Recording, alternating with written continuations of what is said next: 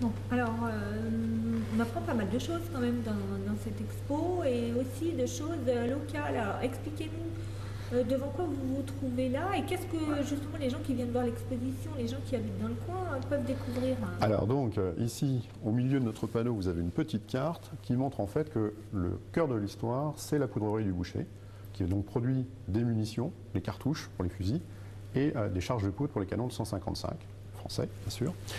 Et donc, c'est un objectif stratégique militaire qui peut être bombardé par les Allemands. Donc, il est installé tout autour, à Mennecy, à Ballancourt, à Vers-le-Petit, à Saint-Vrain, des batteries d'artillerie antiaérienne, des postes d'écoute et près de la poudrerie, des postes de mitrailleuses lourdes. Donc il y en a un à Fontenay et il y en a un vers le Petit. Donc c'est cette histoire-là qui est racontée dans nos mitrailleuses non tirées, puisqu'en fait il n'y aura jamais de bombardement efficace de la poudrerie. Les canons de Mennecy, de Ballancourt auront l'occasion de tirer, les mitrailleuses jamais, d'où le titre du livre, nos mitrailleuses n'ont pas tiré. Et en fait, on a retrouvé, en faisant des recherches au service historique des armées, les documents montrant qu'effectivement ce qui est raconté dans le livre est exact, avec le positionnement des batteries, où étaient situés les états-majors. Donc par exemple, ils étaient installés dans les communs du château de Fontenay-le-Vicomte, l'état-major des batteries de mitrailleuses. À Mennecy, on a les adresses où étaient stationnées également les troupes.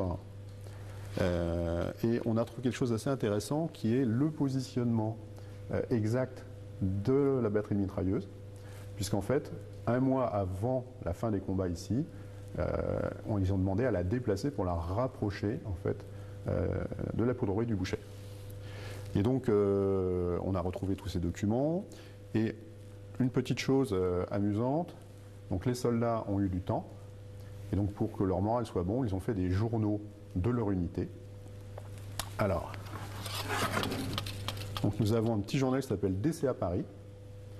Et il se trouve que la partie vaguemestre qui est ici, elle raconte la vie du vaguemestre de la 174e batterie qui était à Mennecy.